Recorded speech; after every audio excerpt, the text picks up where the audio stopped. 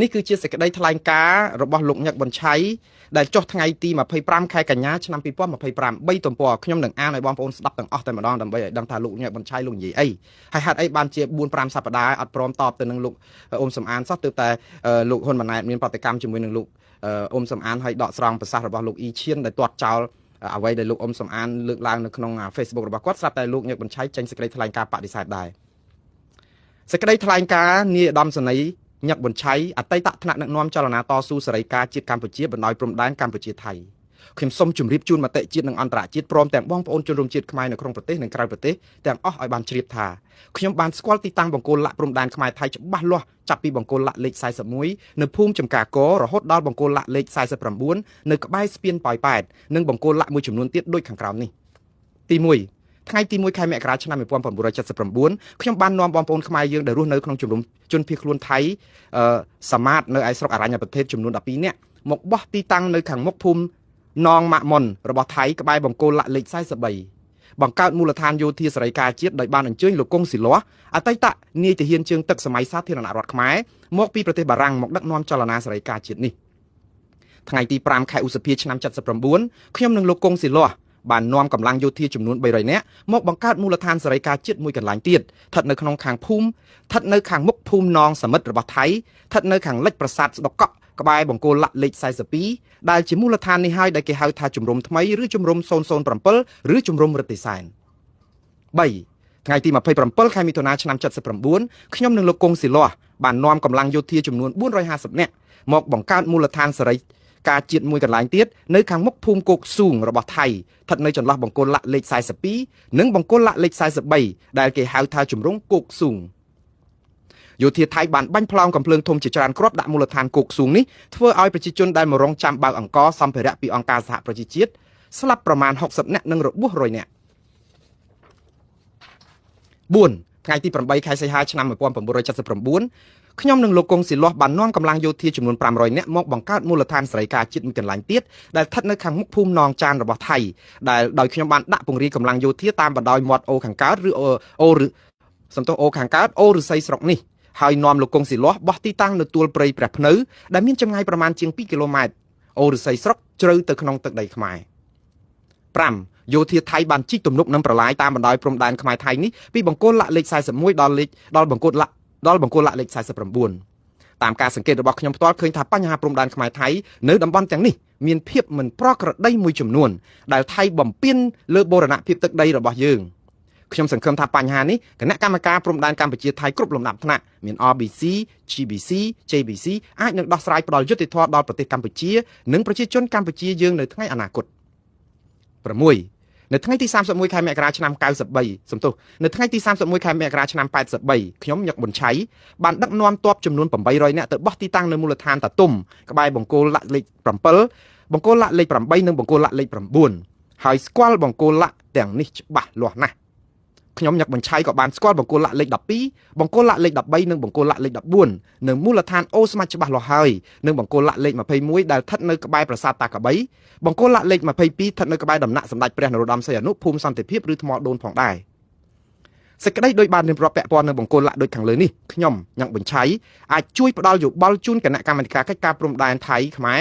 RBC, GBC, JBC បានដើម្បីការពារបូរណភាពទឹកដីកម្ពុជាបានគ្រប់ពេលវេលាចាំបាច់7តាមការសង្កេតរបស់ខ្ញុំតាំងពីដើមមកយោធាថៃបានរំលោភបំពានលើបូរណភាពទឹកដីកម្ពុជាដោយប្រើប្រាស់ផែនទីខ្នាត1/50,000ដែលគូសដោយឯកតោភាគីមករំលោភទឹកដីកម្ពុជាជាច្រើនកន្លែងតាមបណ្ដោយព្រំដែនខ្មែរថៃជាបន្តបន្ទាប់រហូតមកដល់សប្តាហ៍នេះដើម្បីការពារបូរណភាពទឹកដីនិងការពារទ្រព្យសម្បត្តិរបស់ប្រជាពលរដ្ឋយើងអំពីការរំលោភបំពានដោយខុសច្បាប់របស់កងទ័ពយោធាថៃខ្ញុំសូមពៀមនាឲ្យជនរួមជាតិខ្មែរទាំងក្នុងនិងក្រៅប្រទេសដូចតទៅទី1រួបរวมសាមគ្គីគ្នាជាធ្លុងមួយជួយគាំទ្រដល់រដ្ឋាភិបាលកម្ពុជាដែលដឹកនាំដោយលោកហ៊ុនម៉ាណែតនាយករដ្ឋមន្ត្រីដើម្បីតស៊ូប្រឆាំងនឹងការឈ្លានពានរបស់យោធាថៃក្នុងការរំលោភបំពានលើបូរណភាពទឹកដីកម្ពុជាយើង2សូមធ្វើការអំពាវនាវដោយទទូចចំពោះមិត្តភ័ក្តិទាំងឡាយណាដែលធ្លាប់រួមរស់និងប្រឡូកជាមួយខ្ញុំក្នុងចលនាសេរីការជាតិទោះបច្ចុប្បន្នកំពុងរស់នៅក្នុងប្រទេសក្តីឬបានទៅតាំងឬក៏បានតាំងទីលំនៅឯបរទេសក្តីដែលធ្លាប់បានដឹងឮនិងស្គាល់ច្បាស់អំពីទីតាំងដែលធ្លាប់បានឈរជើងអំពីអតីតកាលនៅក្នុងតំបន់ទាំងនោះមេត្តាចូលរួមសហការផ្តល់ព័ត៌មាននិងឯកសារពាក់ព័ន្ធ បើសិនជានៅមានឬក៏មានរូបថតផ្ទាល់ខ្លួនធ្លាប់បានថតជាប់នឹងបង្គោលឡាក់ដូចមានរៀបរាប់ខាងលើដើម្បីរួមចំណែកជាកសិនសាក់សីរឿងមមបន្ថែម3សូមបងប្អូនជនរួមជាតិទាំងក្នុងនិងក្រៅប្រទេសជួយឧបត្ថម្ភគាំទ្រដល់បងប្អូនបរិយាកងទ័ពយើងដែលឈរជើងនៅមូលដ្ឋាននានានៅបណ្ដោយព្រំដែនខ្មែរថៃតាមគ្រប់រូបភាពដែលធ្វើបានដើម្បីយកជ័យជំនះលើពួកចៅឈ្លានពានទឹកដីរបស់យើងសេចក្តីដោយបានរៀបរាប់ខាងលើសូមបងប្អូនជនរួមជាតិមេត្តាជ្រាបដល់ខ្ពង់ខ្ពស់ថ្ងៃទី25ខែកញ្ញាឆ្នាំ2025នាឧត្តមសេនីយ៍ញឹកប៊ុនឆៃបាទនេះគឺជាសេចក្តីថ្លែងការណ៍របស់លោកញឹកប៊ុនឆៃកាលពីថ្ងៃទី25ខែកញ្ញាឆ្នាំ2025បងប្អូនមិនមែនមួយខែមុនទេខ្ញុំសុំទោស2ខែមុនជាងហើយដែលលោកអ៊ុំសំអានយកមកផ្សព្វផ្សាយនៅលើបណ្ដាញសង្គមរបស់គាត់ដោយបន្ថែមឃ្លាថាលោកអ៊ុំសំអាននិយាយអញ្ចេះសូមអធិស្ឋានបងប្អូនឯកសារច្រើនពេកហើយខ្ញុំត្រូវការអានវានេះកាលពីថ្ងៃទី23ខែវិច្ឆិកាលោកអ៊ុំសំអានសរសេរសារបែបនេះថៃនិងកម្ពុជាកំពុងបោះបង្គោលរណបបណ្ដោះអាសន្ននៅចន្លោះបង្គោលឡាក់លេខ42ដល់លេខ47នៅភូមិជោគជ័យនិងភូមិព្រៃច័ន្ទដោយធ្វើឲ្យបាត់បង់ទឹកដីខ្មែរប្រមាណ2គីឡូម៉ែត្រកន្លះទៅ3គីឡូម៉ែត្របើតាមសម្ដីរបស់ពលរដ្ឋខ្មែរដែលកំពុងរស់នៅភូមិព្រៃច័ន្ទថាថៃបានរំលោភចូលដីខ្មែរ3គីឡូម៉ែត្រលោកញឹកប៊ុនឆៃបាននិយាយថាបង្គោលឡាក់លេខ42នៅក្នុងរូបថតដែលគាត់បង្ហាញនៅក្នុង Facebook គាត់នៅខាងលិចប្រាសាទស្ដុកកក់កាលពីទសវត្សរ៍ទី80បច្ចុប្បន្ននេះបង្គោលឡាក់លេខ42ត្រូវបានថៃរំកិលចូលមកដល់ភូមិព្រៃច័ន្ទរំកិលចូលដីខ្មែរប្រមាណ2គីឡូម៉ែត្រកន្លះឥឡូវនេះថៃនិងកម្ពុជាកំពុងបោះបង្គោលបណ្ដោះអាសន្ននៅទីតាំងថ្មីនៃបង្គោលឡាក់លេខ42នៅភូមិព្រៃច័ន្ទគឺមិនមែនបោះបង្គោលបណ្ដោះអាសន្ននៅទីតាំងចាស់នៅខាងលិចប្រាសាទស្ដុកកក់នោះទេចម្ងាយពីបន្លាលួសចូលទៅបង្គោលឡាក់លេខ42គឺប្រមាណ500ម៉ែត្រលោកអ៊ុំសំអានបន្តថាលោកញឹកប៊ុនឆៃធ្លាប់បាននិយាយថាបង្គោលឡាក់លេខ45ត្រូវថៃបានរំកិលចូលដីខ្មែរជាង2គីឡូម៉ែត្រកន្លះឥឡូវនេះថៃនិងកម្ពុជាកំពុងបោះបង្គោលបណ្ដោះអាសន្ននៅទីតាំងថ្មីនៃបង្គោលឡាក់លេខ45នៅភូមិជោគជ័យគឺមិនមែនបោះបង្គោលបណ្ដោះអាសន្ននៅទីតាំងចាស់នោះទេលោកអ៊ុំសំអានបន្ថែមទៀតថាលោកញឹកប៊ុនឆៃបាននិយាយថាបង្គោលឡាក់លេខ43ក៏ត្រូវថៃបានរំកិលចូលដីខ្មែរជាង2គីឡូម៉ែត្រដែរដែលបង្គោលឡាក់លេខ43នៅខាងលិចប្រាសាទស្ដុកកក់កាលពីទសវត្សរ៍ទី80បច្ចុប្បន្ននេះបង្គោលឡាក់លេខ43ក៏ត្រូវថៃរំកិលចូលមកដល់ភូមិព្រៃច័ន្ទម្យ៉ាងទៀតកម្ពុជាអាចនឹងបាត់បង់ភូមិជោគជ័យនិងភូមិព្រៃច័ន្ទហើយប្រជាពលរដ្ឋខ្មែរជាង200គ្រួសារទៀតអាចនឹងជម្លៀសចេញពីភូមិជោគជ័យនិងភូមិព្រៃច័ន្ទបន្ទាប់ពីបោះបង្គោលព្រំដែនរួចរាល់នេះដែលជាកម្មវត្ថុដែលធ្វើឲ្យមានយុទ្ធនាការបន្សាបឥទ្ធិពលអ្នកជំនាញកិច្ចការព្រំដែនបកប្រឆាំងដោយព្យុះកំបុតត្បូងខ្ញុំជឿថាកម្មវត្ថុនៃអ្វីដែលលើកឡើងនៅទីនេះគឺមានរឿងពីរដែលខ្ញុំចាប់អារម្មណ៍នឹងរឿងលោកហ៊ុនម៉ាណែតកំពុងតែវាយប្រហារលោកអ៊ុំសំអានដើម្បីបន្សាបភាពជឿទុកចិត្តរបស់លោកអ៊ុំសំអាននៅក្នុងការស្រង់សម្ដីរបស់លោកអ៊ីឈៀននិងស្រង់សម្ដីរបស់លោកញឹកប៊ុនឆៃព្រោះអីអ្វីដែលជាសារលោកហ៊ុនម៉ាណែតគឺលោកចង់និយាយថាសូមបីតែលោកអ៊ីឈៀនអ្វីដែលលោកហ៊ុនម៉ាណែតសូមទោសបងប្អូនលោកហ៊ុនម៉ាណែតនិយាយចេះខ្ញុំចង់ដកស្រង់ប្រសាសន៍គាត់ឲ្យត្រូវកុំឲ្យថាខ្ញុំចេះតែថាព្រោះវាជាឱកាសល្អដែរដែលយើងត្រូវបង្ហាញព័ត៌មានឲ្យបានគ្រប់ជ្រុងជ្រោយហើយឲ្យបងប្អូនជាអ្នកសម្រេចទៅអ្នកណាក្បត់ជាតិអ្នកណាមិនក្បត់ជាតិខ្ញុំអត់ខ្វល់ទេគេនាំគ្នាចោតគ្នាពេញទឹកពេញដីសូមទោសបងប្អូនចាំផ្លែ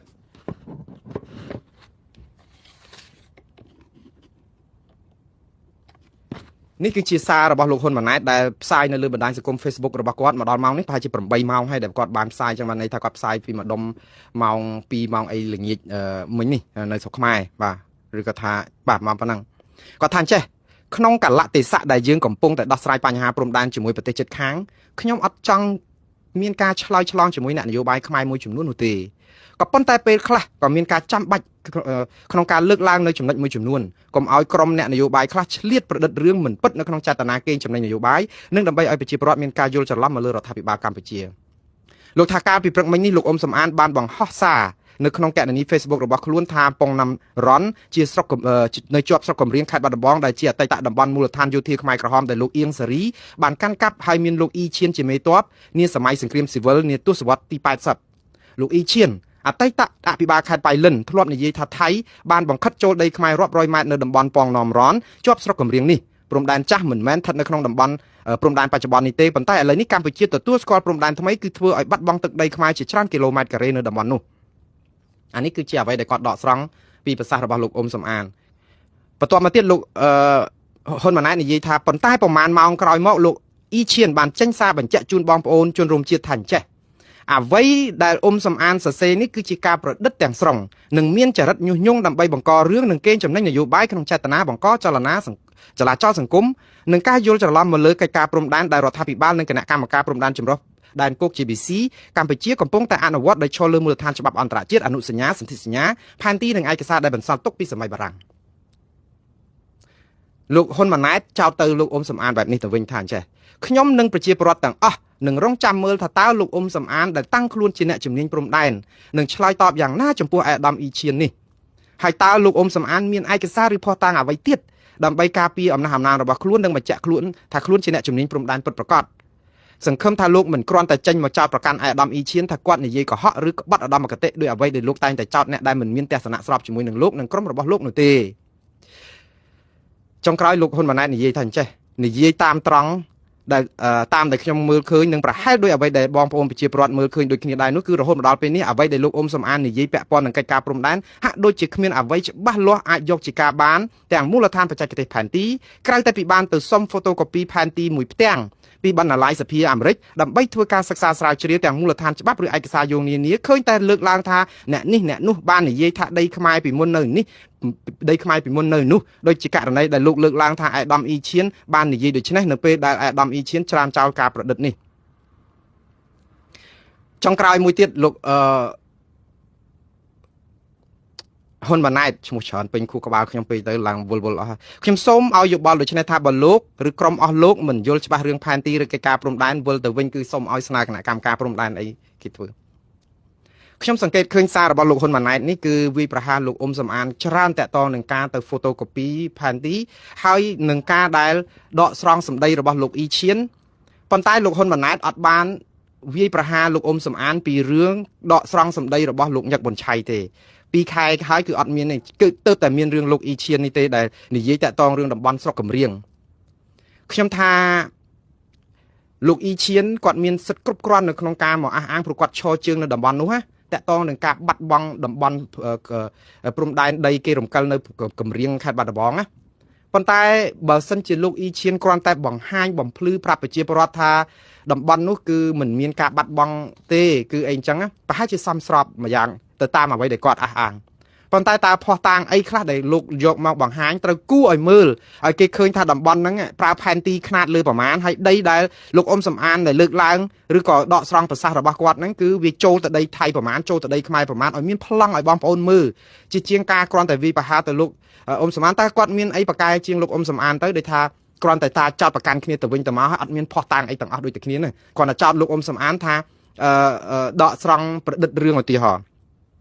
ចុះបើសិនជាយើងផ្ចាញ់ផ្ចាលនឹងព័ត៌មាននៅស្រុកកំរៀងហ្នឹងថាថៃមិនឈ្លានពានចូលដីខ្មែរគេយកបលាលួសយកមកដាក់រាល់តដងតើនៅអាកំរៀងនៅអីហ្នឹងតាមពិតខ្ញុំថាវាជារឿងអកុសលបងប្អូនប្រតិកម្មរបស់លោកអ៊ីឈៀននេះគឺជាប្រតិកម្មដើម្បីការពារជំហររដ្ឋាភិបាលដើម្បីបន្សាបលោកសំអានតែក្នុងពេលជាមួយគ្នាហ្នឹងណាលោកអត់បានគិតថាអត់ចំណេញអីទេព្រោះអីបើសិនជាមានមនុស្សអ្នកជំនាញកិច្ចការព្រំដែនណាមួយគេខ្វល់រឿងបាត់ដីយើងជាអភិបាលឬអតីតអភិបាលខេត្តហ្នឹងគឺយើងពន្យល់ទៅហើយយើងយកភ័ស្តុតាងមកយើងការពារប៉ុន្តែភ័ស្តុតាងហ្នឹងមានអាតំបន់ថៃគេរំលោភចូលយើងប្រមាណកន្លែងយើងរុលទៅគេវិញប្រមាណកន្លែងលាក់នឹងលាក់អីចឹងគឺបែបនេះបានថាយើងនឹងបកស្រាយឲ្យប្រជាពលរដ្ឋជ្រះស្រឡះប៉ុន្តែដល់ពេលមករករឿងលោកសំអាននឹងពេលដែលគាត់ខ្វល់ពីរឿងបាត់ដីហើយទៅចោទគាត់ថាជាក្បត់ជាតិដែរដោយសារព័ត៌មានមួយចំនួនខ្ញុំមិនឃើញភាសាលោកអ៊ីឈៀនឬក៏អ្នកស្រីបានស្រីមុំអីប្រើពាក្យថាលោកសំអានជាជនក្បត់ជាតិអីគាត់ថាចោទពីរឿងប្រឌិតព័ត៌មានធ្វើឲ្យមានការភ័ន្តច្រឡំប៉ុន្តែសារព័ត៌មាន Fresh News ហ្នឹងសិតតែថែមជនក្បត់ជាតិយកអាភាសារបស់លោកអ៊ីឈៀននិងអ្នកស្រីបានស្រីមុំដែលនិយាយដែលមិនប្រើពាក្យហ្នឹងសោះក្បត់ជាតិអីមួយម៉ាត់នៅក្នុងហ្នឹងក៏យកមកថែមសិតតែក្នុងហ្នឹងអ្នកស្រីបានស្រីមុំហ្នឹងមានប្រសាសន៍ថាជនក្បត់ជាតិសំអានលោកអ៊ីឈៀនមានប្រសាសន៍ថាជនក្បត់ជាតិសំអានដូចថាបន្ថែមអាពាក្យហ្នឹងដើម្បីធ្វើឲ្យខ្ញុំមិនចង់លើកជើងកាន់ជើងថាមនុស្សមានសិលធម៌ប៉ុន្តែខ្ញុំមើលភាសាដូចជាមិននិយាយបែបហ្នឹងឯងម្ចាស់ខ្លួនណាវាណាស់រឿងអ្នកថែមដល់ថែមទៅគឺវាធ្វើឲ្យអាពាក្យពេចហ្នឹងគឺតែស្ដាប់ទៅសគារជាមែនតើប៉ុន្តែខ្ញុំអត់សូវឆ្ងល់នឹងវិជាជីវៈបាត់ផ្សាររបស់អ្នកសារព័ត៌មាននៅស្រុកខ្មែរមួយចំនួនទេប៉ុន្តែគាត់ថាយើងវាជ្រុលដែរពេលខ្លះគាត់ថាខ្ញុំនិយាយថាលោកអ៊ីឈៀនឬក៏ប្រតិកម្មរបស់គាត់តាក់ទងរឿងគម្រៀងនេះណាចំពោះខ្ញុំណាអត់ត្រូវវិបហាលោកសំអានតតែសោះប្រឹងដោះស្រាយបញ្ហាខ្លួនឯងទៅហើយគ្រាន់តែថាការពារជំហរឲ្យប្រយល់ផោះតាងឲ្យប្រជាពលរដ្ឋដឹងទៅព្រោះលោកសំអានអត់បានទៅកាត់ដីឲ្យទៅភាគីណាសោះបើតាមយើងមើលតើលោកទៅគ្រាន់តែនិយាយថា បើតាមលោកអ៊ីឈៀនខ្មែរយើងបាត់ដីពេលនេះជាការពិតហើយបើសិនជារឿងនឹងមិនពិតវាអាចប៉ះពាល់ដល់រដ្ឋាភិបាលកម្ពុជាដែរថាបាត់ដីច្រើនយ៉ាងនេះប្រជាពលរដ្ឋស្ដាប់មកគឺរដ្ឋាភិបាលហ្នឹងគឺកាត់ដីឲ្យគេដឹងធ្វើឲ្យបាត់ដីហ្នឹងក្រោមការដឹកនាំបាត់ដីបែបនេះប្រជាពលរដ្ឋអាចតវ៉ាបះបោអីខាងរដ្ឋាភិបាលជាការពិតវាអាចប៉ុន្តែលោកអ៊ុំសំអានម្នាក់ឯងសោះនេះ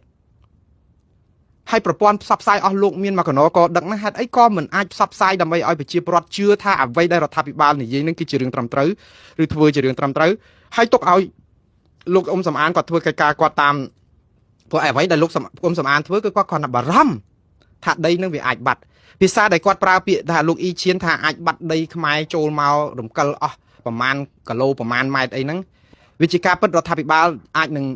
ងរករឿងលោកអ៊ុំសំអាននៅក្នុងន័យថាវាច្រើនពេកវាមិនដល់ថ្នាក់ប៉ុណ្ណឹងទេមិនអញ្ចឹងហ៎ប៉ុន្តែនៅប៉ុណ្ណឹងក៏នៅតែបញ្ហារឿងអាដានអធិបតេយ្យរបស់យើងហ្នឹងគឺយើងត្រូវបកស្រាយដោះស្រាយទៅព្រោះលោកអ៊ុំសំអានគ្រាន់តែជាអ្នកនាំសារជាអ្នកដែលឈឺឆ្អាលរឿងខ្លាចបាត់ដីថាហេតុអីបានជាគាត់ទៅជាក្បត់ជាតិនៅពេលដែលខ្ញុំដូចនិយាយចឹងបើគាត់និយាយពីរឿងយើងអង្កលចូលមកយើងអាចទាត់ចោលព័ត៌មានអីប៉ុន្តែគាត់មិនមែនជាអ្នកក្បត់ជាតិទេយើងក្បត់ជាតិយ៉ាងម៉េចបើទៅប្រាប់គេថាគេលួចរបស់យើងដើម្បីឲ្យយើងបានមកវិញហើយយើងទៅក្បត់យ៉ាងម៉េចខ្ញុំផងតែឆ្ងល់ហេតុអីក៏រកអាពាក្យក្បត់នឹងមិនឃើញយ៉ាងម៉េចនៅពេលដែលយើងនិយាយថាថៃបានរំកិលចូលដីខ្មែរ2គីឡូចុះខ្ញុំឧទាហរណ៍តាមប្រសាសន៍របស់លោកអ៊ីឈៀនដែលជាអតីតអភិបាលខេត្តបៃលិនពីមុនតាមអ្វីដែលលោកអ៊ុំសំអានដកស្រង់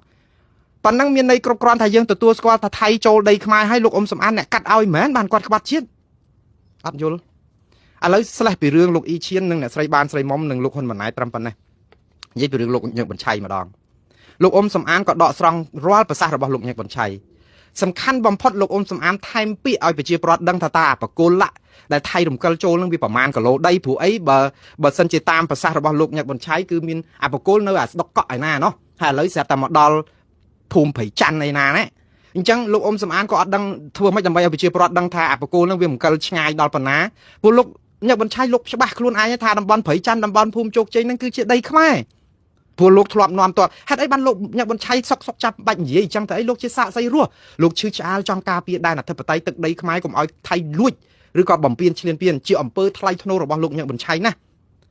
ជាអ្នកសាកសីរស់ជាអតីតយោធានៅតំបន់ហ្នឹងស្គាល់តំបន់នងច័ន្ទមាន UN នៅហ្នឹងមានចែកអង្គចែកអីថៃបាញ់គ្រាប់ចូលក្នុងដីថៃស្លាប់មនុស្ស60 70នាក់លបួសរាប់រយនាក់ទៀតលោកជាសាកសីរស់ថាព្រៃច័ន្ទនិងភូមិជោគជ័យតំបន់នងច័ន្ទរបស់ថៃគឺជាដីខ្មែរតាហើយឥឡូវលោកញឹកបញ្ឆៃខ្លួនលោកទទួលស្គាល់ថាបើមានការអីសូមយកលោកទៅជាសាកសីរស់លោកជួយដើម្បីទប់កុំឲ្យថៃរំលោភបំពានយើងអំពើរបស់លោកគឺជាអំពើថ្លៃថ្នូរត្រឹមត្រូវរបស់លោកបញ្ឆៃក្នុងនាមជាសាកសីរស់លោកបានផ្ដល់ភាពយុត្តិធម៌ដល់កម្ពុជាពីការទន្ទ្រានរបស់ថៃភូមិព្រៃច័ន្ទភូមិជោគជ័យប៉ុន្តែសពថ្ងៃតើអ្នកណាធ្វើតាមសម្ដីលោកញឹកបញ្ឆៃទេលោកបារម្ភថាបើសិនជាគេវាស់វែងដោយសពថ្ងៃហ្នឹងគឺយើងវាបាត់ដីហើ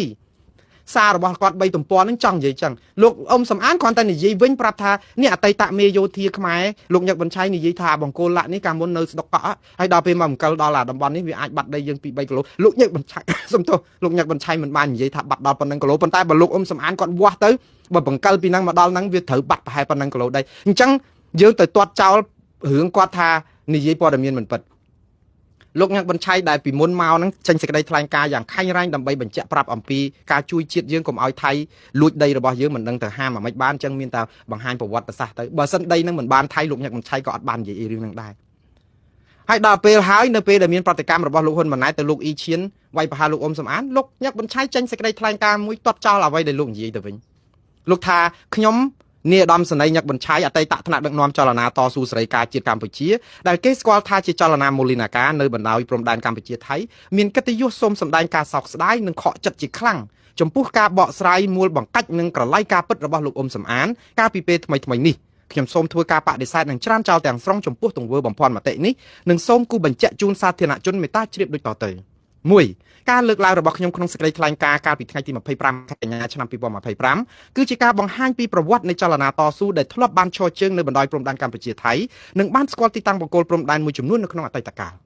2ខ្ញុំមានជំនឿនិងសុទ្ធិដ្ឋិនិយមចំពោះរដ្ឋាភិបាលកម្ពុជាដែលមានយុទ្ធសាស្ត្រនៅក្នុងការដោះស្រាយបញ្ហាព្រំដែនដោយប្រសិទ្ធភាពសម្ដៅការការពារបូរណភាពទឹកដីអធិបតេយ្យនិងឯករាជ្យសេចក្តីដូចបានជម្រាបជូនខាងលើសូមសាធារណជនមេត្តាជ្រាបជាព័ត៌មានថ្ងៃទី27ខែវិច្ឆិកាឆ្នាំ2025នាយឧត្តមសេនីយ៍ញឹកបញ្ឆៃ